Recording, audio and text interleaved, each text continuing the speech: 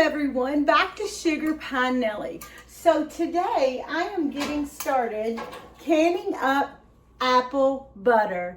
Okay, you've heard the recipes, you've got my recipes, apple butter pancakes, my beef, the shredded beef that I do for sandwiches, barbecue sandwiches made out of apple butter. You guys, those recipes are amazing. Your family will love them. If you haven't tried them, they're free. You can download those right off of Pinterest. They're on cute little recipe cards. Just print those off and you can have those for your family.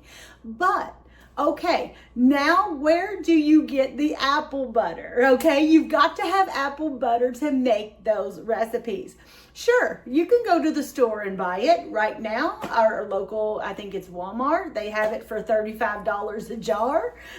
You can get it there, or you can get outdated apple butter. I think I seen it at a farm stand kind of a thing, like a person that grows it on their farm. They make things and bring it up to like a stand in town and they will sell that. They had it around $7.50, $8 a jar, and of course it's about to expire because it was made last year from last season's crop.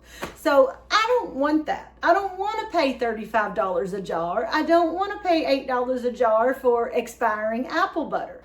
So homemade is always better anyways, okay? And you know I always will stand behind that. So today we are going to have apple butter canning lessons for you. This is so simple. Anybody can do it. You can have it on your shelf. All you need pretty much is apples and a few condiments that you probably already have on hand. So even a beginner, you can do this. So all I'm doing right now is just getting my jars ready. This is a small batch. So even if you don't have a whole shebang of apple trees outside, we have 3 or 4 on our hands. We don't have a lot of apple trees, but it's enough I can put back small batches of apple butter, and it's also enough I can put back little things to make apple pies and things like that with. So for us on a small little homestead, it's perfect for us. So all I'm doing is just getting my jars in here. We're going to go ahead and get our jars going. And I like to get those sanitized while I'm working here. And today's batch is around 4 pounds of apples. And all we're going to do is peel and core those in just a moment. If you are running these through a sieve or anything like that, some kind of colander, strainer, you don't have to peel them. So I am actually using my old time vintage sieve, so I am not even going to have to peel these, but I will quarter them and take out the seeds and core and things like that. So go grab your aprons, get your canner ready. This should make right around 2 pints, 4 of the little half pints. Mine is actually just a little bit over the 4 pounds. This is right around 4.5, 5 pounds. So I'm going ahead adding a 5th jar to the canner just in case.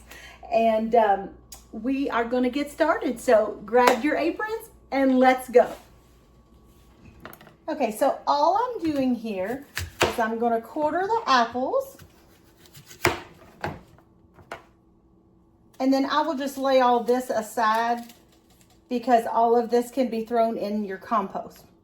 So, and then just place them in a pot.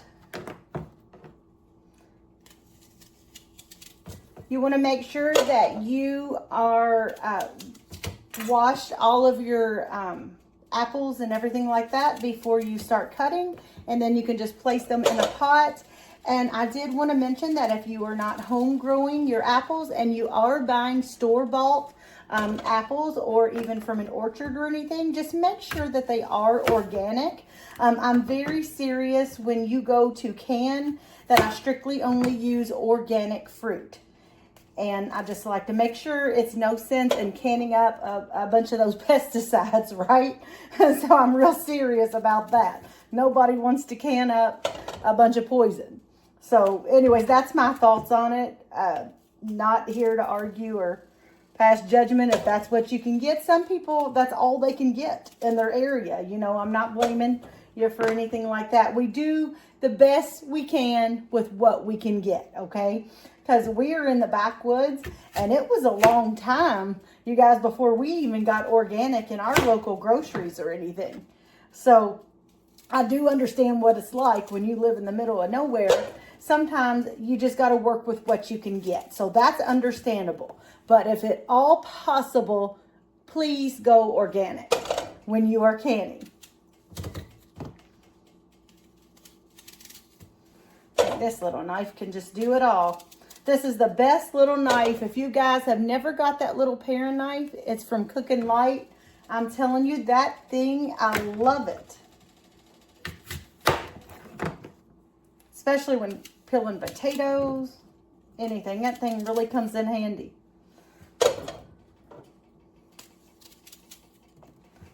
So I am just going to finish cutting all these up, because as you can see, I got a whole shebang here. So here's the apples ready to go. Already washed, cored, all that good stuff.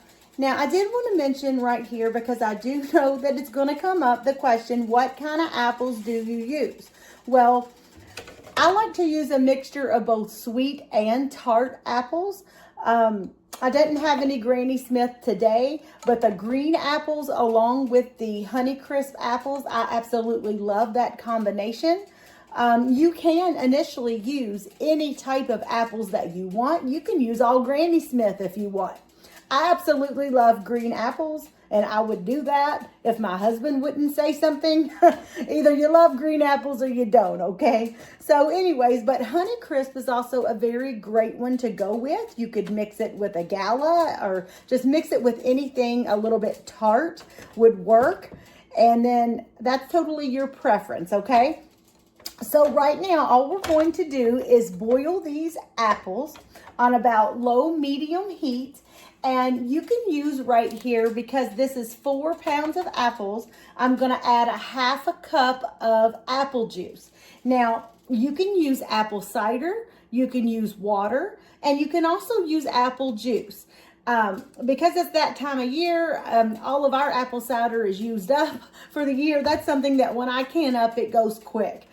So that's gone for the year. And I don't really want to use just plain water. You can, but the taste is just going to be a little bit weaker of an apple taste than if you would use the juice or the cider.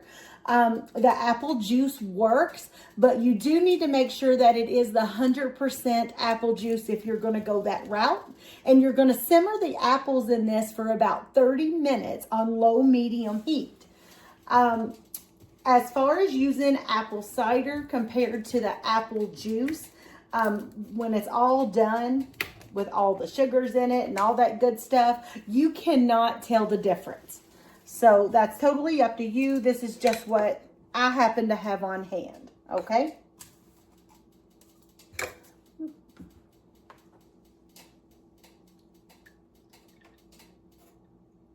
And this will just help it be more flavorful with that apple taste. So just pour that over your apples. And then we're gonna put this on the heat right around middle ways, about low medium. And we're gonna simmer this and make sure that you do cover it.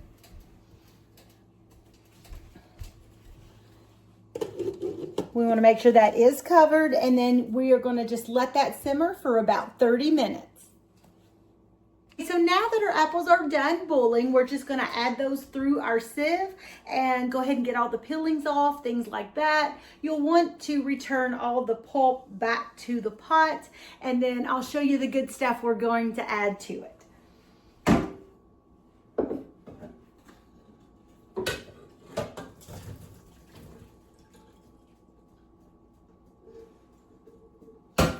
I like the small batch amounts because it's enough to fit in there. Makes it nice. So pretty much just run, without knocking them out, but just run this through the sieve. Slow and steady is best, or you'll knock all that stuff out of there. I get in a hurry. I get so anxious on making this stuff, you guys, that I get in a hurry. I know, but slow and steady wins the race, right? So I am going to just finish this up, and as soon as I get all of that done, put in the pot, I'll show you what to add next. So see how it just takes all of those pillins right off for you, saves you a step. That is so nice. You guys, if you can do this and run your stuff through a sieve and stuff like this, not just apple butter, but this is pretty much the same process when making applesauce. So if you are a beginner and you've never made applesauce, I know to some that is daunting. I don't know why, but they always fear applesauce. I don't know why, but it's not that bad. If you can do this and make this butter here with me today, then you can make applesauce no problem to put that up for your family. So pretty much all the same process. So we're just going to keep on running that through because you'll think that you got it all, and then look at all that dripping from the bottom. You just want to keep on working it until no more pulp is coming through, because we want every last bit of that good stuff, right? Okay, so I got right around 4 cups of the apple pulp here. So we're just going to return that to the pot.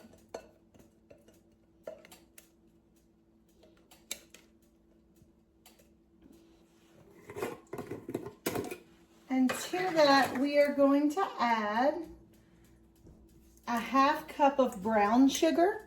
If you don't have brown sugar on hand, you can use all white sugar for this, but I just think brown sugar gives it a little extra oomph. And so 1/2 cup of that.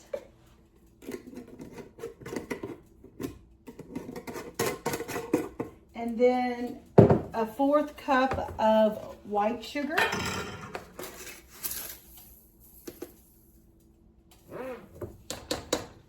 You just add all this right to the same pot as that.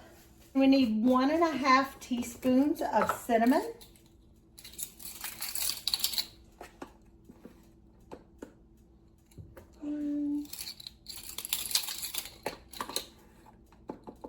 And a 1/2. 1/4 teaspoon of ground cloves.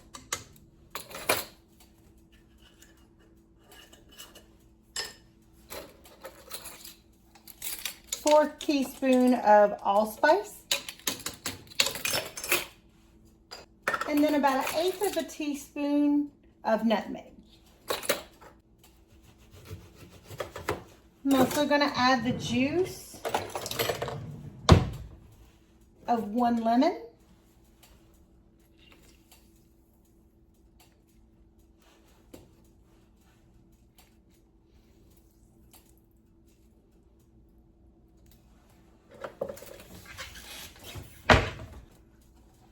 Give this a good stir.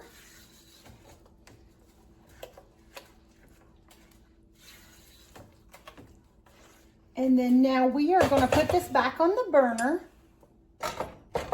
So we're just going to put this on a low simmer, and we are just going to let that sit there on low heat, a very low simmer for just 1 to 2 hours. You do want to stir that often until it's kind of like a thick, dark, a spreadable butter, like a nice little jelly butter. You know what apple butter looks like. So about 1 to 2 hours, you will see that getting more dark, more spreadable, more butterish. And then at that time, pretty much you're done. At that last little bit, we're going to stir in a little bit of vanilla, and then all we're pretty much going to do is get it canned up. So I will meet you back here in a couple of hours when this is completed.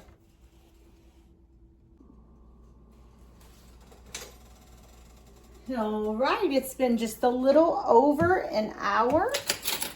Here is our apple butter. You can see it's thick, it's dark, it's ready. So all we're going to do at this point is add 1 teaspoon of vanilla. You want to do this at the very last when you take it up.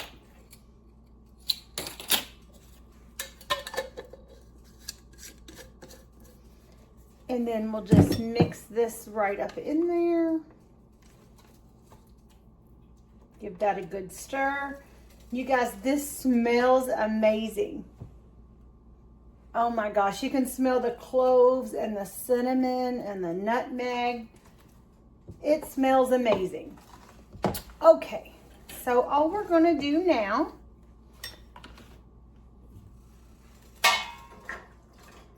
is get our jars. Okay, and then we are just going to fill our jars. You want to leave about a 1/4 inch headspace.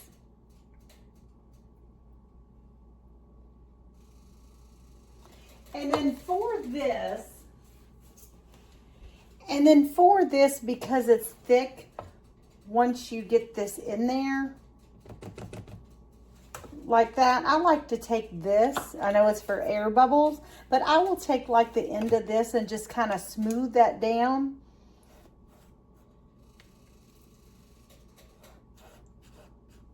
And that way we can make sure of how much we got in there. And then let me wet my paper towel. Make sure nothing's on the rims. Put that on there, make sure it's fingertip tight, and then we set that down in the canner.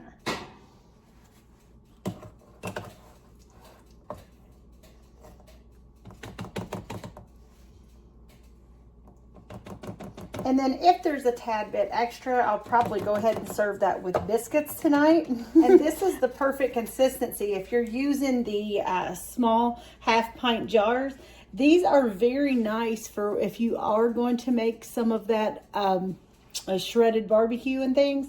This is very great because this is pretty much the amount that you need to add to that roast. So it's very nice just to open up the jar and have the amount that you need there. So this should have been right around 4 jars. I try to measure for you guys so you kind of know exactly how to measure it for your own family. If you're wanting to put up more than 4 jars, then you know that you're going to need to double this recipe. But for small batches, that's roughly right around 10 to 12 apples. Can make about 4 of these.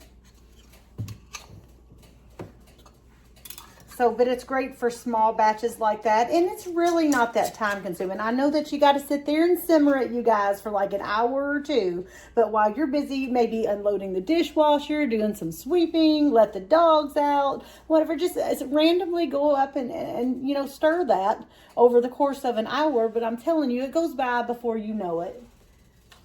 It's really not that bad. So I'm going to finish getting the water over top of these, and then we are going to process that. As you can see, I had just a little bit over 4 pounds. It was about 4.5.